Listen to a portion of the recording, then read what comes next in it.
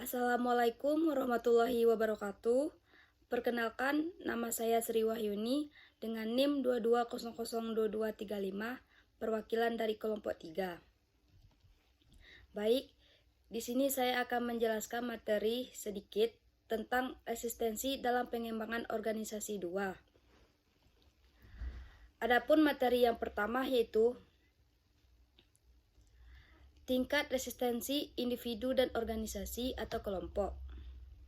Pertama, tingkatan resistensi individu. Menurut Robbins, menyebutkan adanya 5 faktor yang menjadikan resistensi individual dengan rincian sebagai berikut. Yang pertama yaitu habits atau kebiasaan. Hidup ini sangatlah kompleks, tetapi tidak selalu memerlukan pertimbangan yang berbelit-belit, namun mendasarkan diri pada kebiasaan saja. Akan tetapi, bila dihadapkan pada perubahan, kecenderungan merespon cara-cara yang sudah biasa menjadi sumber resistensi. Oleh karena itu, jika terjadi perubahan, letak kantor saja akan mengubah kebiasaan. Yang kedua, security atau keamanan. Suatu perubahan mempengaruhi perasaan keamanan, terutama bagi orang-orang yang sangat memerlukan jaminan keamanan. Orang yang kinerjanya rendah dan tidak kompetitif cenderung menolak perubahan. Mereka khawatir perubahan dapat menimbulkan ketidakpastian dan berdampak negatif terhadap kelangsungan masa depannya. Yang ketiga itu economic factors atau faktor ekonomis. Perubahan akan menimbulkan keengganan apabila berakibatkan pada penurunan pendapatan. Tugas baru dapat menimbulkan ketakutan ekonomis apabila tidak mampu menunjukkan kinerja yang lebih baik. Perubahan dinilai dapat mempengaruhi pendapatan yang selama ini telah diperoleh dengan kemungkinan dampaknya terjadi penurunan. Yang keempat yaitu fear of the unknown atau ketakutan atas ketidaktahuan. Perubahan dapat mengakibatkan perpindahan dari unit kerja yang satu ke unit kerja yang lain, dari suatu sistem yang sudah dikenal ke sistem yang baru yang belum dikenal. Hal tersebut menyebabkan ketidakpastian karena menukar dari yang sudah diketahui ke sesuatu yang belum dikenal sehingga mengakibatkan kekhawatiran dan ketidakamanan. Untuk itu, rencana perubahan perlu disosialisasikan kepada seluruh karyawan dalam organisasi. Dan yang kelima yaitu selective information processing atau proses informasi selektif. Individu membentuk dunianya melalui persepsinya. Sekali dibangun kemampuan atau kemampanan akan menentang perubahan, mereka mendengar apa yang ingin mereka dengar. Mereka mengabaikan informasi yang menentang dunia yang telah mereka bangun. Selanjutnya itu tingkatan resistensi organisasional atau kelompok. Sementara itu, Robbins menilai terdapat 6 faktor resistensi organisasional, yaitu sebagai berikut. Yang pertama itu struktural inertia atau kelembaman struktural. Organisasi memiliki mekanisme di dalamnya yang menghasilkan stabilitas. Proses seleksi, pelatihan, teknik sosialisasi, dan formalisasi menyediakan job description atau aturan dan prosedur yang harus diikuti. Orang dalam organisasi dipilih yang tepat, dibentuk dan diarahkan berperilaku dalam cara tertentu. Jika organisasi dihadapkan pada perubahan, struktur organisasi bertindak sebagai pengimbangan terhadap kelanjutan stabilitas. Yang kedua yaitu limited focus of change atau fokus terbatas atas perubahan.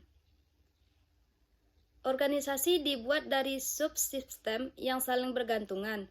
Kita tidak bisa mengubah yang satu tanpa mempengaruhi lainnya. Jika merubah proses teknologis tanpa mengubah struktur organisasi yang tepat secara serempak, perubahan teknologi tidak akan diterima.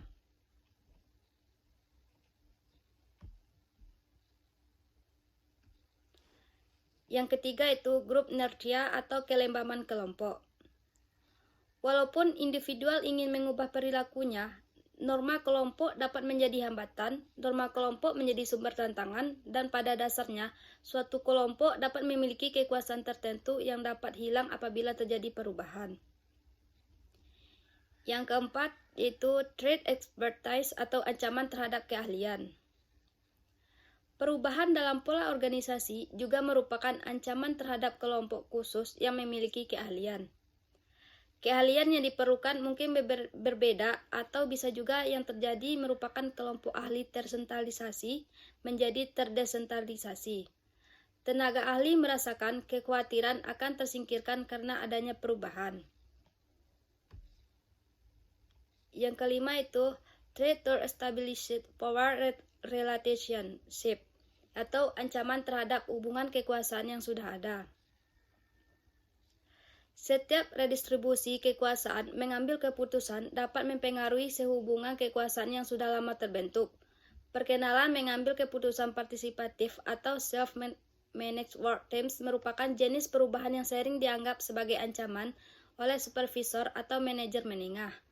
Mereka yang selama ini merasa mempunyai kewenangan pengambilan keputusan terancam keahlian kewenangan tersebut. Dan yang keenam adalah threat to established resource allocation atau ancaman terhadap alokasi sumber daya yang sudah ada.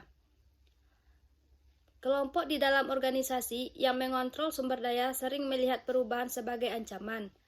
Mereka yang memperoleh manfaat dari alokasi sumber daya saat ini sering diancam oleh perubahan yang mungkin mempengaruhi alokasi sumber daya yang bisa mereka terima di masa yang akan datang.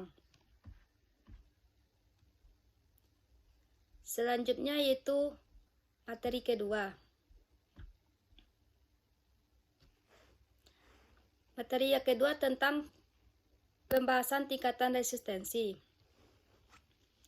Jika dilihat dalam lingkungan kerja, maka tingkatan resistensi terbagi menjadi 4, yaitu yang pertama, acceptances ialah pada tingkat ini, penolakan individu terhadap perubahan masih berada dalam catatan kognisi. Belum menimbulkan reaksi yang jelas, namun terindikasi dengan hasil pekerjaan yang tidak maksimal. Jika dalam sebuah perusahaan bisa ditandai dengan adanya pengunduran diri secara pasif dan sikap mengabaikan terhadap instruksi-instruksi pekerjaan.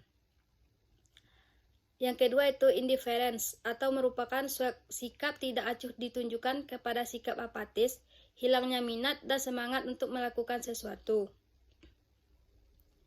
Yang ketiga itu passive resistance. Tingkatan ini ditunjukkan oleh adanya sikap tidak mau berjalan atau tidak mau belajar, melakukan protes pekerjaan berdasarkan aturan dan melakukan kegiatan sedikit mungkin. Dan yang terakhir adalah active resistance yang dilakukan dengan cara melakukan pekerjaan lebih lambat, memperpanjang waktu istirahat kerja, dan meninggalkan pekerjaan, melakukan kesalahan dan mengganggu, dan sengaja melakukan sabotase. Baik, sekian dari penjelasan materi dari saya. Saya sudahi dengan Assalamualaikum warahmatullahi wabarakatuh.